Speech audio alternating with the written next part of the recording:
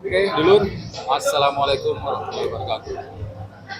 Hari ini saya ada kedatangan tamu, ya, yang kepingin ngobrol-ngobrol tentang sengketa tanah dulu.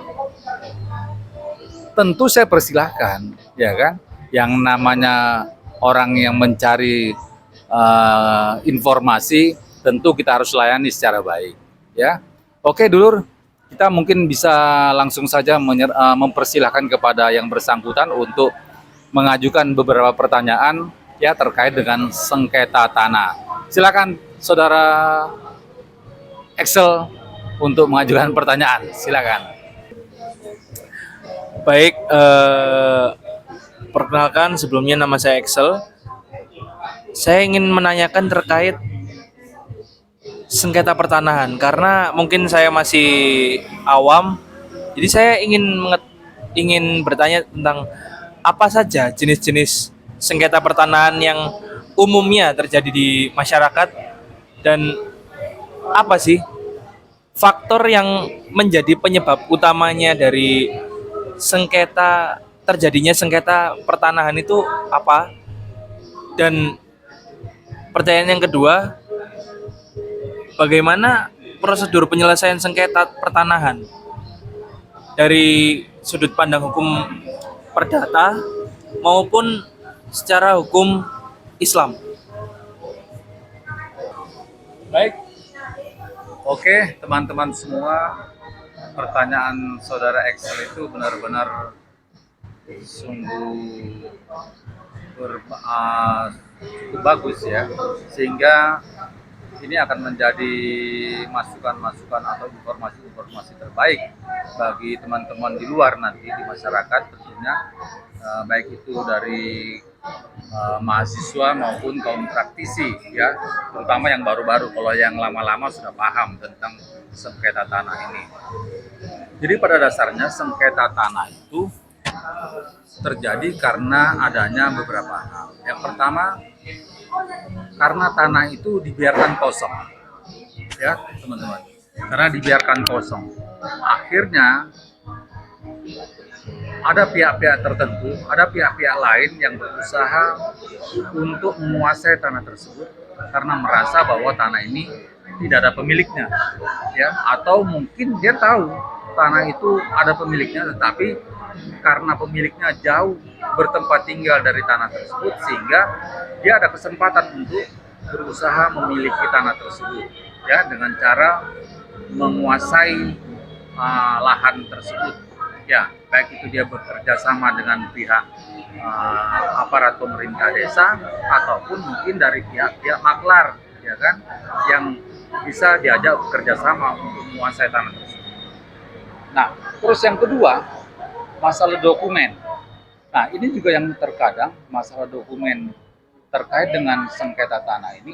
Dokumen-dokumen ini kadang-kadang ada pihak-pihak tertentu yang telah memegang ya, kopi dari surat tanah tersebut, sehingga ada upaya dari pihak yang menguasai kopian dari surat tanah tersebut, kemudian dibuatlah surat tanah yang aspal, asli tapi palsu.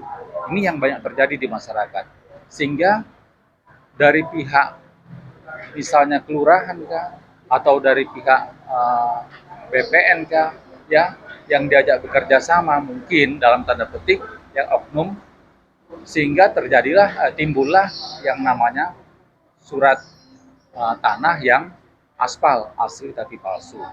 Nah, kemudian kalau ditanya lagi apa sih penyebab dari terjadinya sengketa tanah tadi tersebut? Ya karena mungkin adanya keserakahan dari pihak-pihak tertentu ya yang ingin menguasai tanah tersebut, ya. Karena keserakahan ya, sehingga dia kepingin menguasai tanah secara pribadi ataupun kelompok. Nah, kalau ditanya jenis dari sengketa tanah ini seperti apa? Ada yang sengketa tanah yang berkaitan dengan, kalau kita lihat dari sudut pandang hukum perdata, itu ada juga yang berkaitan dengan hukum Islam, ya, berkaitan dengan waris. Nah, sekarang bagaimana penyelesaiannya? Nah, cara penyelesaiannya adalah kalau dia berkaitan dengan sengketa tanah kepemilikan, tentu arahnya adalah ke pengadilan negeri. Ya, misalnya ada tiba-tiba orang yang menyatakan bahwa ini tanah saya gitu, ya kan? Jadi menyatakan hak milik, ini tanah saya. Maka timbullah sengketa, ya, seperti yang dialami oleh Abah Muslimin, ya. Tiba-tiba tanahnya dikuasai oleh pihak lain, ya. Tiba-tiba pihak lain sudah membuat sertifikat, ya. Nah, ini kan akhirnya terjadilah sengketa. Pihak Muslimin mengajukan gugatan ke pengadilan negeri, ya. Nah, tapi itu semua tentu ada tahapan-tahapan penyelesaiannya. Tidak segampang kalau kita menyelesaikan secara kekeluargaan, karena penyelesaian lewat pengadilan tentu panjang. Nah, tetapi kalau diselesaikan secara kekeluargaan cepat, ya kan, cepat selesai. Tetapi belum tentu para pihak mau, karena biasanya orang yang merasa benar-benar itu adalah tanah saya, nggak mungkin dia mau menyerahkan sebagian tanahnya kepada pihak lain. Nah, kemudian kalau ditanya lagi, bagaimana cara penyelesaian kalau terkait dengan sengketa waris, ya, berkaitan dengan objek sengketa tanah, ya, dalam sengketa waris. Nah, kalau sengketa tanah, ya, sengketa waris ini tentu melalui jalur pengadilan agama.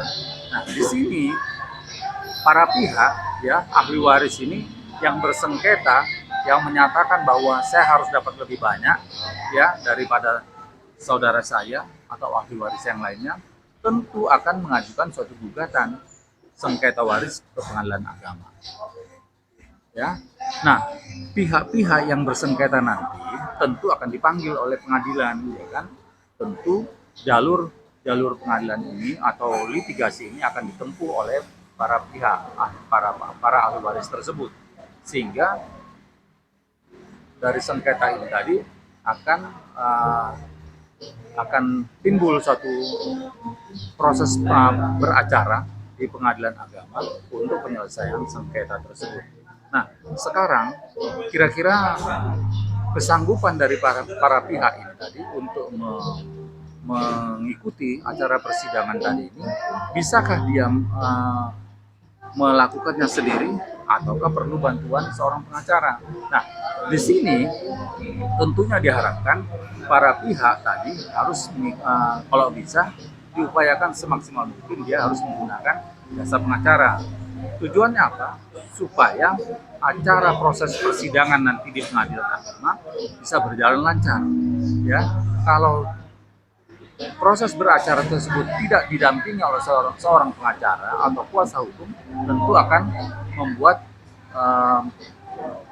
proses persidangan tersebut menjadi lambat karena ketidakpahaman dalam proses beracara di pengadilan agama. Nah, itulah ada sekilas dari apa yang perlu teman-teman ketahui, ya, saudara Excel, sehingga proses penyelesaian sengketa baik itu melalui pengadilan agama atau pengadilan negeri itu pada prinsipnya hampir sama. Cuman bedanya kalau di pengadilan negeri biasanya berkaitan dengan sengketa kepemilikan, ya, sedangkan yang di pengadilan agama berkaitan dengan sengketa waris. Itu yang selama ini terjadi di masyarakat. Oke, saudara Excel, mungkin itu yang bisa saya sampaikan. Kalau memang masih perlu penjelasan lebih lanjut, silahkan di info ke saya, ya. Saya akan bisa bantu lebih lanjut. Terima kasih.